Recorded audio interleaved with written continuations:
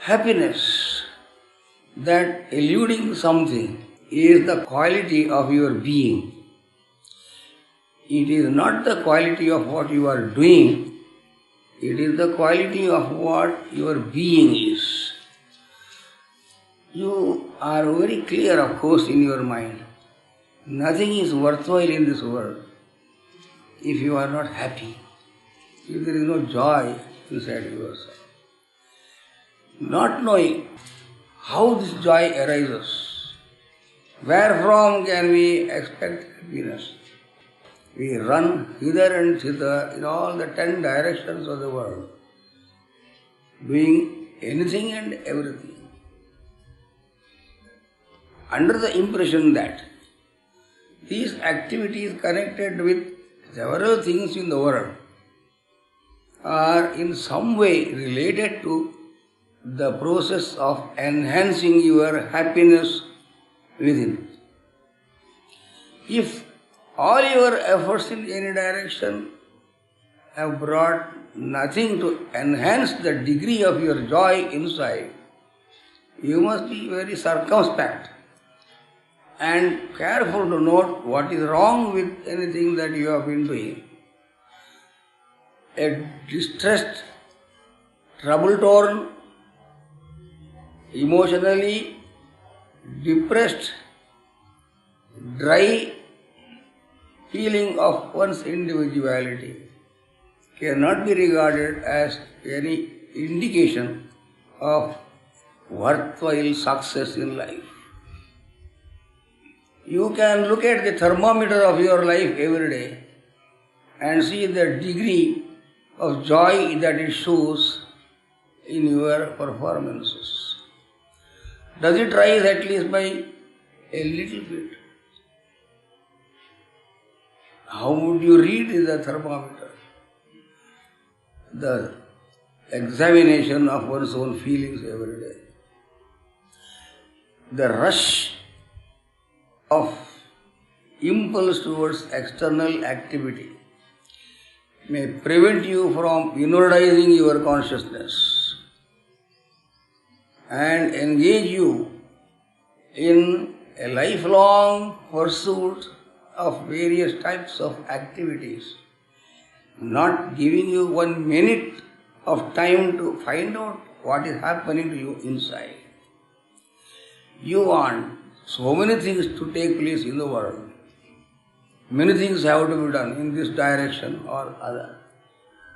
Well, you can observe the changes taking place in the world or the benefits that seem to be accruing in society by human activity. But what about yourself? You are trying to make other people happy. That is your main purpose in any kind of work. Are you not one of those people who also are to be made happier inside? Does it mean that you have to dry up your joy inside in order that you may inundate the whole world with the water of satisfaction? Very important investigative process of this kind is to be carried on every day. This logic of investigation applies also to the practice of yoga. Anything and everything is regarded as the appurtenance of yoga practice. Everyone has one yoga hat on the head and anybody can say anything about it. Many think that it is a performance. I do yoga, they say. The word do is used. So yoga is considered as a kind of doing and not being actually. You forget that if your being is absent, your doing is like pouring ghee on ashes. So why do you say I do yoga? The language is inadequate to express what your real intention is. Because of this doing idea associated with the practice of yoga. You go to schools of physical exercise known as asanas, disciplines of the body, muscles, nerves and all that. You start counting the breath that you are breathing. And by this counting process of your breathing, you are under the impression, I am in yoga. You may perform varieties of worship, go to temples, take holy bath in rivers, visit Mahatmas, study books. These are the yogas that we are thinking in our mind. It is important to remember that in everything that you do, you are concerned very much. Unless you contribute a part of your being to what you are doing in religious way or secular way, the activity of yours will be minus the element of being. It will be non-being. Here is a secret behind the teaching of the Bhagavad Gita, for instance, which has never been understood by people. The Pandits of learning may tell you so many things about the Bhagavad Gita. The core of it is always eluding the grasp. Activity binds. Every work is binding because it produces a reaction. It is something known to everybody. But the great master of the Bhagavad Gita tells you there is a kind of activity which cannot bind you. That they call in technical terminology as karma yoga. Action converted into a yoga by itself. It is not action that is done, but an action that is transmuted into yoga. What is yoga? So that it may transmute the element of conditioning in any kind of work that you do. If yoga is not behind karma, it becomes mere action which produces nemesis of reaction. If yoga is present, it will convert the iron of all your work into the gold of inner satisfaction. What is this yoga that the Bhagavad Gita is telling you? The Arjuna, the great disciple, was not able to grasp this great mighty teaching. Again and again he was asking questions, but and why and then and all that. His questions ceased when the great master revealed himself as the universal spirit, which engulfed the very existence of the questioner.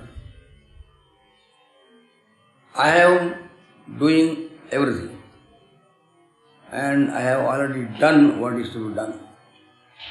These are the few words that you can read in the 11th chapter of the Bhagavad Gita, where the cosmic, universal consciousness seems to be giving a message of eternity to humanity. What is this? I have done everything. Who is this I? The total being of the universe is speaking. That is to say, all activity is the operation of a total being of the cosmos. This action cannot bind anybody. It cannot bind because there is no individuality at the back of the performance. I hope you are able to appreciate what I am speaking and understand it. The extent of your feeling of attunement with this universality present behind every particularity is the extent also of the success you achieve in seeing to it that karma does not bind. Only the universal being is not bound by karma. Because the karma spoken of in terms of the activities of universal being is the emanation of being itself. The performances of God are not actions performed by hands and feet of God. They are the radiation of the very being of the Supreme Being. This is an illustration of how you have to conduct yourself in the world. If whatever you do is an emanation of what you are, then no action can bind you. Because you cannot bind your own self. It is something other than you that binds you. If the work that you do is a drudgery, a slavish work that you are doing for somebody's sake, it can bind you. But whatever you do in the world is a joyous emanation of your inner being. Who can bind you? You cannot bind your own self. The entire area of your activity is the widespread extension of your own individuality. If this consciousness has not arisen in you, everything that you do will bind you in reborn. So now I am coming to the point of what yoga is. It is an element of attunement of your inner being with a larger being that is ahead of you. You may say there are degrees of largeness of your being until it reaches the highest expanse of absolute universality. Even 1 millimeter of distance that you have covered in the direction of this achievement of universal in yourself, to that extent karma will not bind you. You may do yoga asanas, you may do breathing exercise, you may count the beats and calculate the number of breaths. But this work that you are doing is not something done by the impulsion to do something outside. It is your whole being rising up, welling forth in abundance of satisfaction in the form of this performance. Work becomes a joy. Any activity becomes worship. In the sense that in everything that you do, worship or otherwise, you are present there. If you are not present in what you do, it is not karma yoga. You think over how many people in the world can find themselves in the work. The reason why people work at all is also not clear to everybody. Oh, I got to do this, I got to do that. Some very, very desultory answer comes.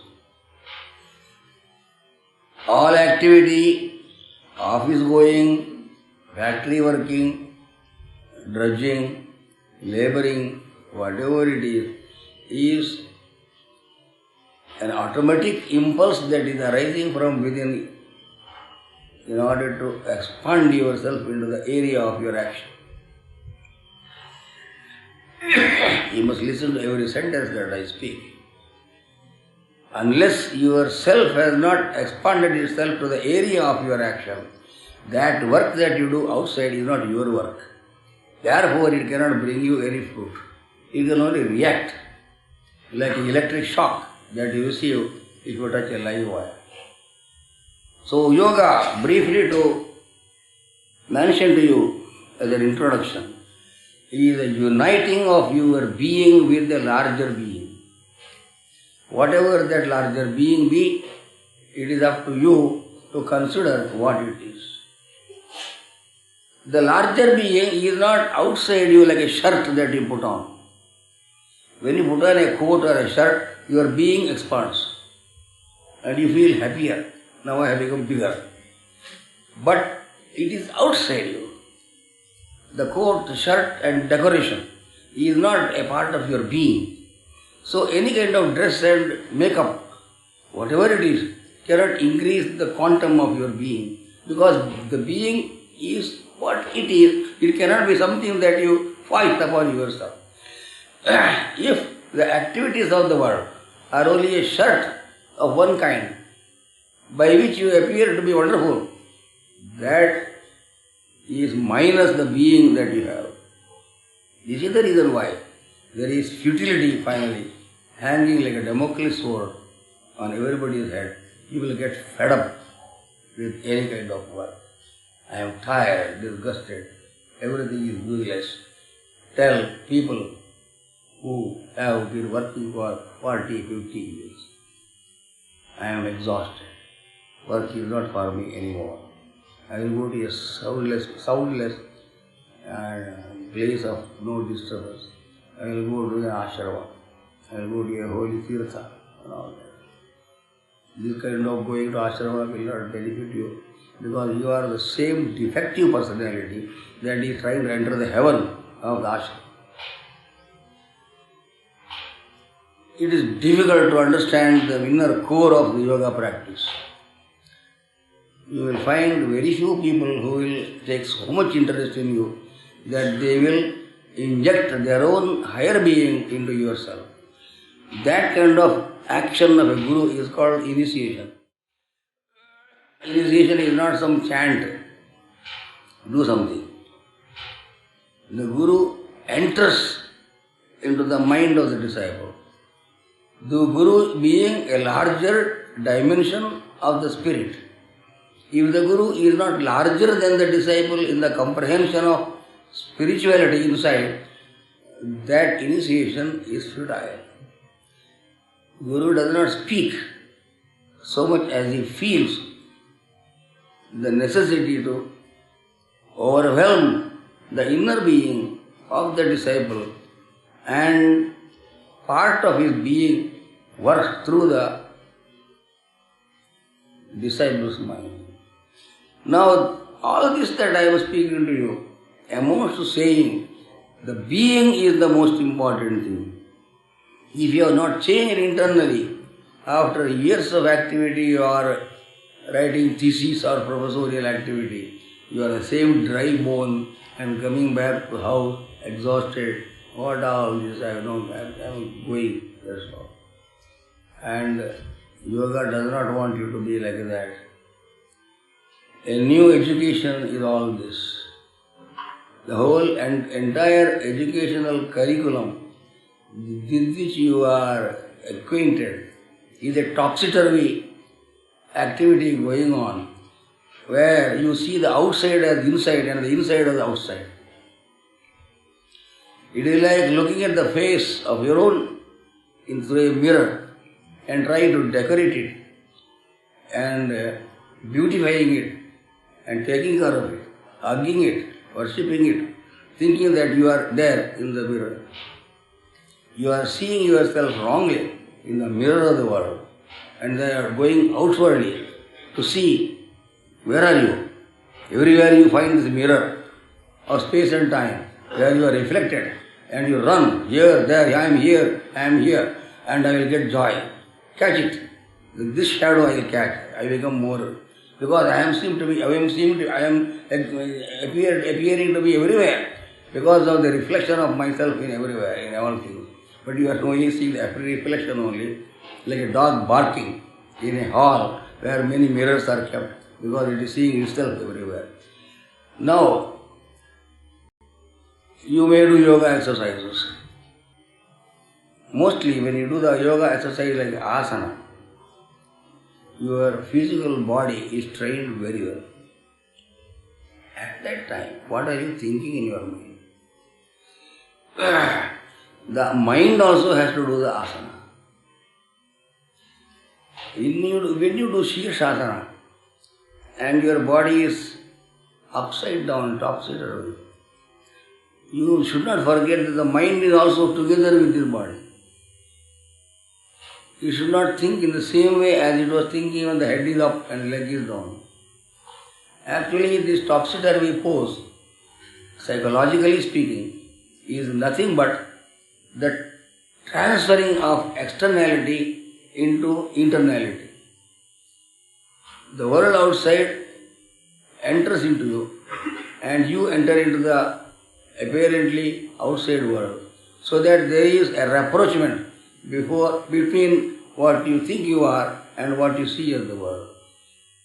When this psychological process goes on simultaneously, together with your yoga exercise, it becomes real yoga.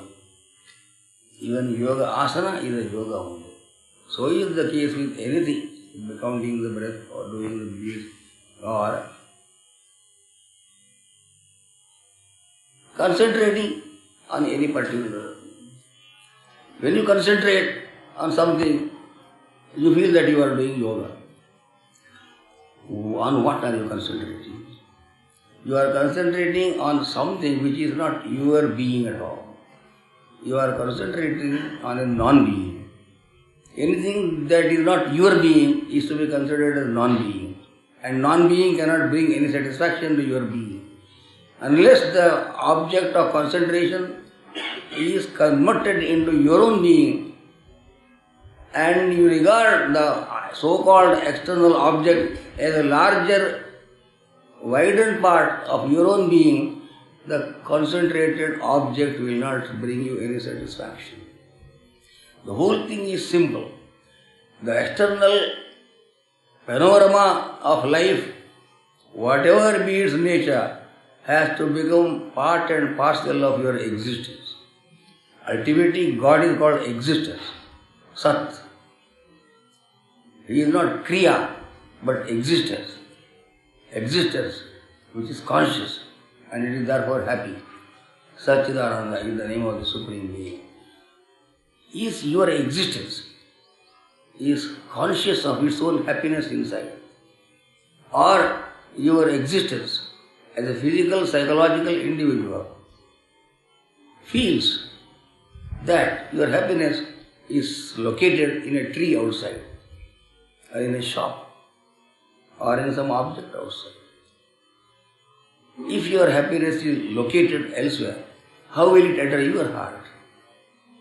You are going to borrow the concept of happiness appearing to be existing somewhere else. You have to remember once again that the atmosphere around you is a part of your very skin itself. It is touching you. It is not merely touching you like an external thing, as my finger will touch a table, but it enters into the very skin and vibrates through your skin. The whole world is vibrating through your very skin and nerves and arteries. That is why you are affected by it. Otherwise, you will not mind a bit about the existence of the world. Why are you thinking of the world? Because it is not leaving you like that. It is an externalized form of your otherwise universal being. But the externalized aspect of it should be transmuted into the universal that is really there. So, all happiness and satisfaction inside is an expansion of your being. The being is identical with your consciousness. If your consciousness is outside the body, the being cannot be happy. Whenever you think something outside, you are moving out of yourself in the direction of what you are not. This is a deep philosophical, spiritual and psychological introduction that I am giving to you before you enter into the actual practice of yoga. This institute, Yoga Vedanta Academy, is associated with the words yoga and Vedanta. What is this yoga and Vedanta? What are these two things? To some extent I have mentioned to you what yoga is. It is the application of a knowledge which is supposed to be what is known as Vedanta. Vedanta is not a textbook that you can purchase from a shop. It is a kind of knowledge which is another way of saying an increase in your understanding capacity. Your faculty of knowledge enters into the very being of what you are learning, and it is not outside you in the classroom, it is in you. Knowledge is inside you, it is not outside. It is not that you are a learned man in the classroom and a poor fellow in your bedroom. It cannot be like that. If you are a learned man, everywhere you are a learned man. If you are a happy man, you are a happy man everywhere in the marketplace also. So you cannot be one thing inside and another thing outside. Yoga prohibits this kind of dichotomy of your being. Vedanta, to mention to you, is the metaphysical background, philosophical foundation of the implementation of it being yoga. Yoga is the actual implementation of the knowledge acquired by the investigations carried on through the processes of Vedanta. So yoga and Vedanta is not a proper way of expressing. There is no and, it is only hyphen. It is like Sat, Chit. Sat and Chit are not two things. Even hyphen is not actually permitted. It is Sat which is Chit. It is yoga which is Vedanta. Again to repeat what I have told you a little before. The universal that is behind every kind of performance. Vedanta is the knowledge of the universal. Yoga is the implementation of it, putting it to practice in your daily life. So without knowing anything, you cannot put it into action. We cannot work without knowledge. What kind of knowledge? You will say, I am very much educated. This is not the knowledge that we are talking of. It is the knowledge that will transform the implementation of this knowledge into a totality of your being itself. At every step, your happiness increases. It is as if every day your salary is going on rising.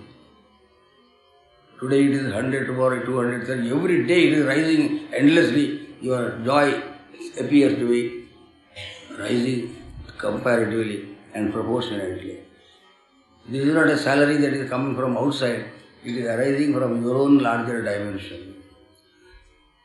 So, Vedanta is a word that signifies a knowledge which is connected with the larger existence of this whole creation. Everything, even a little broomstick, has a larger existence. It looks like a little piece, but it is made of some substance which is to be found anywhere. The brick that you are using for building a house is a part of the earth principle. And the earth is not only in the brick, it is everywhere. Every object is everywhere. If you consider the substance out of which it is made, so is the case with yourself. The bodily framework, whatever be the nature of this body, is made up of a substance that is pervading everywhere. There is physical matter, earth element in our body. There is water element. There is heat. There is air. There is space also inside us. So all the five elements are inside us. Actually, you should not say they are inside. They are forming the structure of your individuality. These five elements, earth, water, fire, air and ether, are the building bricks of your own personality. Minus these building bricks, you cease to exist. You pull out all the bricks and cement and steel in the building, the building is not exist. Minus these five elements, you don't exist. So it is futile for you to think that you can independently exist, minus your concern with the world of material and social existence. You are connected with matter, nature, air, sun, moon, stars, water, society, people. There is nothing with which you are not connected. This large connection that you seem to have inside is to be dug up into the conscious level of your personality. And every step in the practice of yoga takes you nearer and nearer to a worldwide, flood-like joy that is around you always. Yoga is joy. Anandadhyeva sarvani bhutani jayanti. From the bliss of God, the world has come. Anandayana yatani jivanti. Due to the bliss of God, the world is sustaining itself. Anandam pravishanti. The world will melt into the bliss of God one day. and God will withdraw the externalized form of His bliss into His universal form. The whole thing is joy. God's joy is spreading itself in the form of every little bit of thing, including yourself. But you must see things as God would see. This is the highest kind of yoga, as Virat Swarupa sees. Though this cannot be achieved in a day, it is a mighty adventure. You can at least be prepared for this great success that you are expecting in this battlefield of life, which is nothing but the conflict between the finite and the infinite, the so-called inner and the outer. Yoga is a marvel. Ascharyavat pasyati kaschidera, ascharyavat vadati tathaiva chanya. One can behold what yoga is as a great wonder that is before you. You have a great wonder. What is this one? And the person who can teach you yoga is a wonder. He is a wonder. One who can receive this knowledge is a wonder.